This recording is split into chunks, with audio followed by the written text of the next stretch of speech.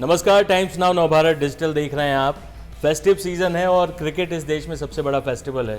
तो भारत और पाकिस्तान का मैच आने वाला है जिस पर पूरे देश की निगाहें हैं, उसी पे हम चर्चा करने के लिए जमा हुए हैं। शुरुआत में आपसे करूंगा मुनीर सर। भारत और पाकिस्तान का मैच है और हाल ही में दोनों टीमें एक एक मैच खेल चुकी हैं। एक भारत जीता था, दूसरे में हमें हार का सामना करना पड़ा था। इस मैच से पहले तो प्लेइंग 11 पे हम लोग बात करेंगे, लेकिन इस मैच से अगर पहला प्रेडिक्शन आपसे लूँ, कौन लगता है किसका पलड़ा भारी है? देखिए, ये मैच भारत की बैटिंग और पाकिस्तान की बॉलिंग का है। मतलब उनकी बैटिंग कमज़ोर है और कहीं ना कहीं हमारी बॉलिंग, जो कि जसप्रीत बुमराह नहीं है, भले मोहम्मद शमी खेल रहे हैं, लेकिन जो बेस्ट बॉलर होता है वो बेस्ट ही होता है। और हमें जो सबसे बड़ी वीकनेस एक और आएगी वो है रविंद्र जडेजा। तो हमारे पास एक ऑलराउंडर की कमी है। अक्षर पटेल खेलते हैं लेकिन वो वैसी बैटिंग नहीं कर सकते, इसीलिए शायद ये अश्विन को इस बार प्लेइंग 11 में खिला रहे हैं, नीचे तक बैटिंग रहे। लेकिन छोटा फॉर्मेट है तो भारत का पलड़ा भारी है, क्योंकि भारत के बैट्समैन को पता है कि पाकिस्तान ने पिछले T20 वर्ल्ड कप में शाहीन अफरीदी ने शुरू में, जो कि लेफ्ट आर्म पेसर हैं, जिनसे भारतीय बल्लेबाजों को दिक्कत होती रही है, तो इंडिया अभी काफ़ी तैयारी कर रहा है लेफ्ट आर्म पेस के खिलाफ। तो शाहीन अफरीदी और उनके एक दूसरे बॉलर हैं जो बिल्कुल युवा बॉलर हैं, नसीम शाह, जिन्होंने एशिया कप में ही अपना डेब्यू किया था और काफ़ी विकेट्स भी ली। तो मुझे लगता है कहीं ना कहीं फिर से कहूँगा कि भारत की बैटिंग और पाकिस्तान की बॉलिंग का मैच है, और भारत ने अगर थोड़ा सा भी धैर्य के साथ खेला तो मैच आराम से जीत सकता है, क्योंकि हार्दिक पांड्या, हमारे पास एक्स फैक्टर हार्दिक पांड्या है और स्काई सूर्य कुमार यादव, क्योंकि इनके ऊपर कोई प्रेशर नहीं है। ये दो ऐसे नाम मैंने लिए, बाकी हो सकता है कि सोचें कि मैं ऐसा खेलूँ वैसा खेलूँ, लेकिन ये जो दो नाम हैं भारत और पाकिस्तान के बीच, सबसे बड़ा एक्स फैक्टर यही दो लोग हैं। और मुझे लगता है कि अगर इंडिया जीतेगा तो इन दोनों का रोल बहुत बड़ा होगा। जी, मैं प्रिडिक्शन पे ही लेता हूँ सवाल कि भारत और पाकिस्तान, पहले आप दोनों की राय ले लेते हैं कि कौन। एक तरफ तो आ गए हैं कि भारत का पलड़ा भारी है, आशुतोष शुक्ला जी हैं। ऐसा तो मैं बिल्कुल नहीं कहूँगा कि भारत का पलड़ा भारी है, बराबर है एकदम। भारत की बॉलिंग वीकनेस है, उनकी बैटिंग वीकनेस है। अगर देखें पाकिस्तान की बैटिंग लाइनअप को, तो उनके शुरुआती जो 3 बैट्समैन हैं, बाबर, इफ्तिकार और फ़कर, ये तीनों के बाद उनकी बैटिंग में दम नहीं है। और इधर भारत की बॉलिंग देखी जाए तो पूरी तरह से शमी पे डिपेंडेंट हैं, जिनको हमने मैच में खिलाया ही नहीं, प्रैक्टिस मैच में ये भी, और वर्ल्ड कप टीम में नहीं थे, और वो हमारे मेन बॉलर हैं। तो अब समझिए भारत की बॉलिंग का क्या हाल है। जडेजा नहीं है, कमी खलेगी। मैं इसमें एक चीज़ कहूँगा कि भारत को एक्सपेरिमेंट करना चाहिए, हालांकि मैच एक्सपेरिमेंट वाला नहीं है। जिस तरह से शाहीन अफरीदी के खिलाफ आपके विराट कोहली, KL राहुल और आपके रोहित शर्मा, ये तीनों एकदम बेबस नज़र आए, तो मुझे लगता है कि पंत से ओपनिंग करानी चाहिए लेफ्ट हैंड बैट्समैन। ये मेरी सोच है। अब उसको टीम कैसे वो करती है, क्योंकि लेफ्टी एक लेफ्ट बॉलर को अच्छे से खेलता है, तो मुझे लगता है कि अगर 3-4 ओवर अटैकिंग बैटिंग हो जाए तो फिर वो खतरा टल जाए। ये एक दिलचस्प बात आई है, पंत प्लेइंग 11 का हिस्सा होंगे कि नहीं, इस पर भी हम चर्चा करेंगे। पर हम प्रेडिक्शन ले लेते हैं। शशांक है हमारे साथ। क्या लगता है किसका पलड़ा ज़्यादा भारी है? जी, इंडिया पाकिस्तान मुकाबला हमेशा से इंडियन बैट्समैन और पाकिस्तानी पेसर्स, इनके बीच का मुकाबला होता है, और हमेशा से भारतीय बल्लेबाज पाकिस्तानी बॉलर्स के सामने थोड़ा सा स्ट्रगल करते हैं। हालांकि इंडिया का पलड़ा वैसे मैं भारी मानूंगा, क्योंकि शमी वापस आ गए हैं, तो शमी खेल रहे हैं, तो ये अच्छी बात है। अगर जसप्रीत बुमराह होते तो शायद और मैच अच्छा हो सकता था। इसके अलावा देखना होगा कि कार्तिक या पंत, इनमें से कौन खेलता है मैच में, इन दोनों का देखना होगा मैच में। इसके अलावा पेसर्स में 2 स्पिनर खिलाए जाते हैं या पेसर एक एक्स्ट्रा खिलाया जाता है, इस पे भी नज़र होगी कि देखना होगा कि, यानी कि प्लेइंग 11 सबसे बड़ा सवाल है। सबसे बड़ा कि उसमें कौन खेलता है। प्लेइंग 11 में क्या ऋषभ पंत खेलते हैं या दिनेश कार्तिक, इन दोनों में से डिपेंड, तो मुझे लग रहा है कि दिनेश कार्तिक को ही, ये डिपेंड मौसम पे करने वाला है, जितना शॉर्ट फॉर्मेट होता है। जो बारिश की प्रेडिक्शन बताई जा रही है कि उस दिन 90% बारिश का अनुमान है, और शाम के समय में 95% अनुमान है। यानी जिस दौरान मैच होगा, ऑस्ट्रेलिया में 7 बजे होंगे, भारत में भले 1:30 बजा होगा, लेकिन 95% बारिश का अनुमान है। और अगर वही बात करें आगे की, ऑस्ट्रेलिया में जब 10 बजेंगे तो 100% बारिश का अनुमान है। तो कहीं ना कहीं बारिश तो इस मैच में होगी और पूरे मैच में बादल छाए रहेंगे। लेकिन अगर छोटा मैच होता है तो प्लेइंग 11 में भारत बदलाव कर सकता है, क्योंकि फिर हो सकता है कि ऋषभ पंत को खिला लिया जाए। तो शॉर्ट फॉर्मेट है, तो जितना छोटा फॉर्मेट होगा, पहले बैटिंग अगर आती है तो इंडिया को लेफ्ट हैंडर चाहिए होगा। लेफ्ट हैंडर से आपको सारा कमजोरी रही है युवराज बिल्कुल के बाद कि मिडिल ऑर्डर में कोई लेफ्टी नहीं है। एक लेफ्टी होने का बहुत फ़ायदा होता है, तो मुझे लगता है कि पंत की टीम में जगह बनती है। तो कार्तिक को हटाएंगे? अब ये टीम मैनेजमेंट के ऊपर बहुत डिपेंड करेगा सवाल। कार्तिक क्योंकि लगातार अच्छा खेल रहे हैं, जितना भी उन्हें मौका मिल रहा है। लेफ्टी की कमी इंडिया को खल रही है, तो क्या पंत आते हैं? क्योंकि और अक्षर पटेल को आप ऊपर खिला नहीं सकते, उस तरह से उनमें वो काबिलियत नहीं है, वो नंबर 7 पे आते हैं। इससे पहले जितने भी हैं आपके राइट हैंड बैट्समैन हैं, तो लेफ्टी राइटी का जो कम्बिनेशन होता है उससे बॉलर को भी दिक्कत होती है। और भारत की मेरे को लगता है युवराज सिंह के जाने के बाद से ये कमी लगातार खल रही है भारतीय टीम को। यूवी जैसा तो खैर कोई नहीं आया। अब छोटी सी चर्चा हम लोग प्लेइंग 11 पर ही कर लेते हैं, क्योंकि कई सारे सवाल हैं। पंत खेलेंगे या कार्तिक खेलेंगे, शमी खेलेंगे? शमी को हम लोग अपना मुख्य गेंदबाज अभी कह रहे हैं, लेकिन मैं जो प्लेइंग 11 देख रहा था उसमें शमी ऑब्लिक हर्षल पटेल है, यानी कि शमी खेलेंगे या हर्षल पटेल? शमी खेल रहे हैं, हर्षल पटेल खेल रहे हैं। जो अभी तक टीम मैनेजमेंट से जो अभी तक लग रहा है, जो खेल के कहते हैं ना दिग्गज पत्रकार हैं, वो भी कह रहे हैं कि मोहम्मद शमी की जगह तो है ही, क्योंकि जिस तरीके से उन्होंने बॉलिंग की प्रैक्टिस मैच में और एक ओवर में 4 विकेट उनके आए। उसके बाद हर्षल पटेल जो कि स्लो पेसर हैं, स्लो बॉल फेंकने हाल में पिटे हैं, लेकिन उनको खिलाया जाएगा। और भुवनेश्वर को भी खिला रहे हैं, 3 हो गए। उसके बाद अश्विन को खिला रहे हैं।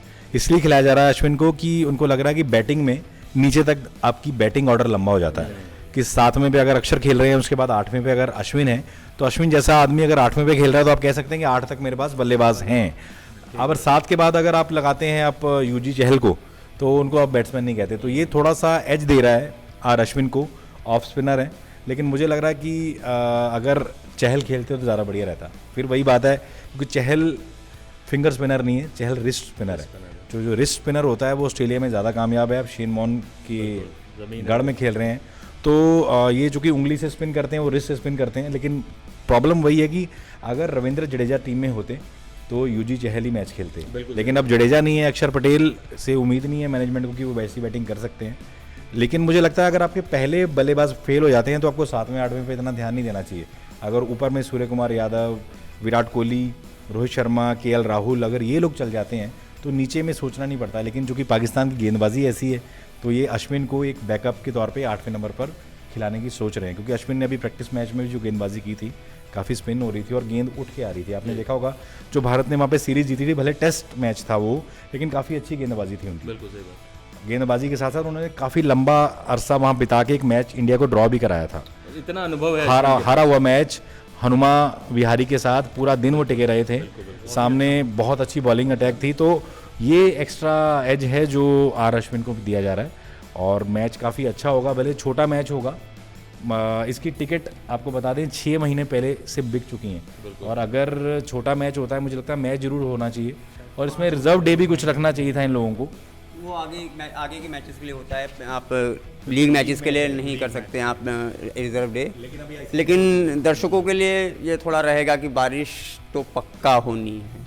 अब मैच हो पाएगा, कितने ओवर का होगा, ये सवाल, हाँ ये सवाल है कि बारिश तो होगी गुरु। आपकी टीम में अश्विन है या चहल? मैं चहल के साथ जाऊंगा, क्योंकि 8वें नंबर पे आप अश्विन को एज ए बैट्समैन नहीं, बिल्कुल नहीं। आप अब बॉलर खिला रहे हैं, आप कंफ्यूज मत होइए।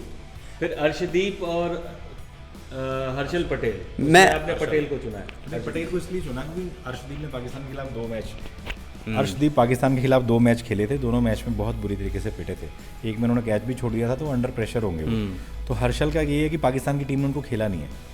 मिस्ट्री बॉलर और आईपीएल में जिस तरीके से वो स्लोअर उनके पास है, तो वो उनके बैट्समैन के लिए मिस्ट्री हो सकती है, क्योंकि उनके पास मिक्सचर है। अर्शदीप से ज़्यादा एक्सपीरियंस है, काफ़ी लंबे अरसे से खेल रहे हैं, तो टीम मैनेजमेंट उन्हीं के साथ उतरेगा। क्योंकि राहुल द्रविड़ प्रॉपर होमवर्क करके उतरते हैं, बिल्कुल एक्सपीरियंस के ऊपर वो दाव लगाते हैं। और अगर उनको ऋषभ और दिनेश कार्तिक में से चुनना होता तो वो दिनेश कार्तिक पे ही दाव लगाते हैं, क्योंकि दिनेश कार्तिक उनके साथ भी खेल चुके हैं। 2007-06 से खेल रहे हैं। मेरा प्रेडिक्शन है या मन कह रहा है कि पंत मैच खेल रहे हैं, पंत के साथ एज ए ओपनर खेल रहे हैं, एज ए ओपनर। ये मैं कह रहा हूँ, देख लीजिए आप। ये फिर एक नया दाव हो हाँ, जाएगा। ये मैं कह रहा हूँ, पंत खेल रहे हैं टीम में और एज ए ओपनर खेल रहे हैं। एज ए ओपनर आप तब कह रहे हैं जब बारिश के कारण मैच छोटा हो। नहीं, ऐसे किसी भी रीजन से पंत खेल रहे हैं। फुल तो मैच हो रहा है। शाहीन अफरीदी की काट यही है इंडिया के पास। ये एक इंटरेस्टिंग पॉइंट है। आपको क्या लगता है शशांक कि एक तो पंत की जगह है टीम में, या कार्तिक और पंत में कोई एक खेलेगा? वैसे सुनील गावस्कर ने कहा था कि दोनों खेल सकते हैं हाँ एक समय। वैसे टीम में तो दिया हुआ है प्रेडिक्शन में कि दोनों ही खेल सकते हैं, लेकिन मुझे लगता है कि पंत तो मुश्किल है, मतलब दिनेश कार्तिक को पूरे चांसेस है कि मुझे ऐसा लगता है। हाँ, वो थोड़ा सा चिंता का विषय है इनके लिए। पंत अपने विकेट को थ्रो कर देते हैं, दिनेश कार्तिक पे थोड़ा सा भरोसा होता है इनको कि आए तो थोड़ा सा इनको रोकना भी आएगा कि 4 अगर आउट हो गए हैं बिल्कुल तो कैसे दिनेश कार्तिक विकेट पे खड़े हो जाएंगे। पंत के साथ ये है कि शुरू वाली विकेट से अगर आउट हो गई तो वो भी मारने पे जाएंगे, तो ये थोड़ा सा एक्स्ट्रा है कि एक्सपीरियंस पे मैनेजमेंट चला जाता है। और राहुल द्रविड़ की कोचिंग का स्टाइल अलग है। रवि शास्त्री पंत को ही पसंद करते थे, सही बात है। पुराने कैप्टन यानी विराट कोहली भी पंत पे भरोसा करते थे, लेकिन जब से आपने देखा होगा रोहित शर्मा आए हैं, राहुल द्रविड़ आए हैं, तो ज़्यादा मौके दिनेश कार्तिक को T20 में मिल रहे हैं। हालांकि टेस्ट में जगह पक्की है ऋषभ पंत की, टेस्ट में लेकिन तो कोई जहाँ सवाल ही नहीं। बात आएगी वनडे और इसकी, वहाँ इनका पलड़ा भारी रहेगा T20 में।